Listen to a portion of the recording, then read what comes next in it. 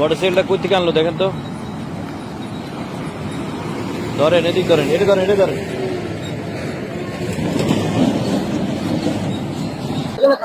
আসলে তেল নাই এই কারণে নাকি চুরি করে নিয়ে আসছে বলো তো? আপনি কল দিবেন না, কল দিয়ে আপনার সাথে চুরি করে না, কারে কল দেবো আমি?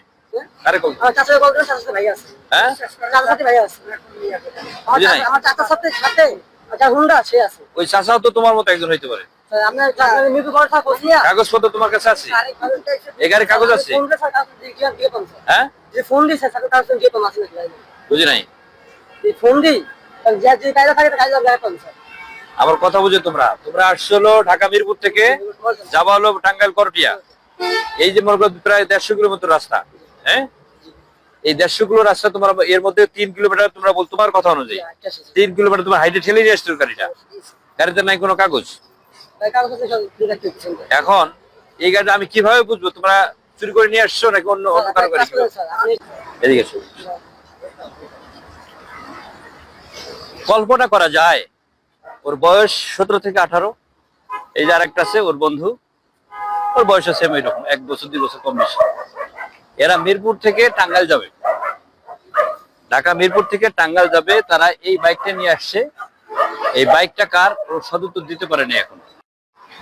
তোমরা এই যে কয়টা পাম্প? 3টা পাম্প ক্রস করে আসছো।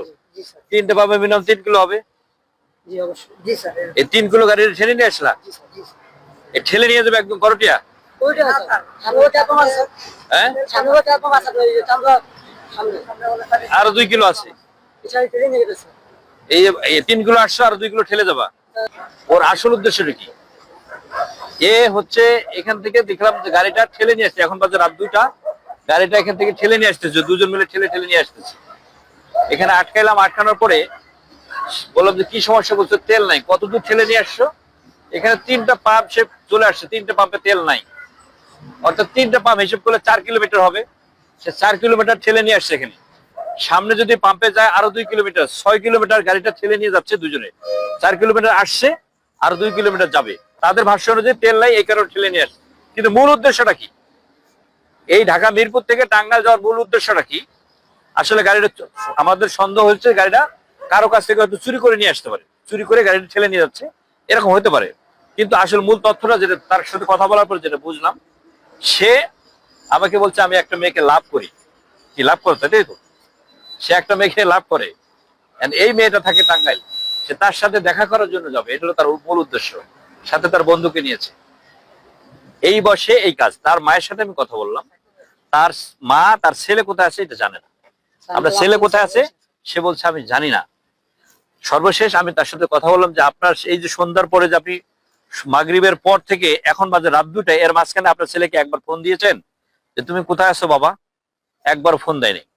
তো মা বাবা যদি বাচ্চাদের খোঁজ খবর না নেয় এই বয়সে সে ঢাকা থেকে, ঢাকা মিরপুর থেকে টাঙ্গাইল, সে একটা বাইক নিয়ে, আরেকজনের বাইক, কাগজপত্র কিচ্ছু নাই, লাইসেন্স তো হওয়ার প্রশ্নে আসে না। এই বয়সে কিচ্ছু নাই, নাই হেলমেট, এই হাইওয়ে রোডে সে এইভাবে যাচ্ছে, জীবনের প্রতি ঝুঁকি নিয়ে সেই হাইওয়ে রোড দিয়ে যাচ্ছে।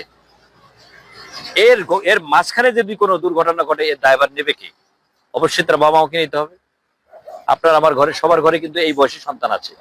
একটু কি খোঁজ খবর রাখেন যে ছেলেটা কোথায় যাচ্ছে, কোথায় খাচ্ছে, কোথায় ঘুমাচ্ছে, এখনো বাসায় আসলো না কেন? কোনো খোঁজ খবর নেই। তা আমাদের সমাজের উন্নতি কোন দিক থেকে আশা করেন আপনি বলেন? প্রত্যেকটা সমাজে এই ধরনের ছেলে আছে। সবার উচিত, যার যার অবস্থা সবারই উচিত নিজ নিজ বাচ্চাদের খেয়াল রাখা। কোথায় যাচ্ছে, কার সাথে খেলতেছে, কোথায় ঘুরতে যাচ্ছে, কোথায় আড্ডা দিচ্ছে, সেই যার সাথে আড্ডা দিচ্ছে তারা কারা, এই খোঁজগুলো অন্তত নেওয়া উচিত। তা নাহলে ওর মতো অকালে ঝরে যাবে। ও ঝরে গেছে, অলরেডি ঝরে গেছে। কিভাবে সম্ভব বলেন? তাকে কি ছেড়ে দেওয়া যায়? এই যে এখনো কত কিলোমিটার হবে এখান থেকে টাঙ্গাইল? হ্যাঁ, আরো 52-53 কিলোমিটার যেতে হবে। কিভাবে যাবে? হাই রোডে, প্রচুর হাই রোডে গাড়ি চলছে, অনেক গাড়ি চলছে, গাড়ি চলছে, এর মাঝখানে তারা যাচ্ছে, কোনো কিচ্ছু নাই। তার কিচ্ছু নাই, নাই কাগজপত্র, নাই হেলমেট, নাই লাইসেন্স, কিচ্ছু নাই। কিভাবে যাবে বলেন?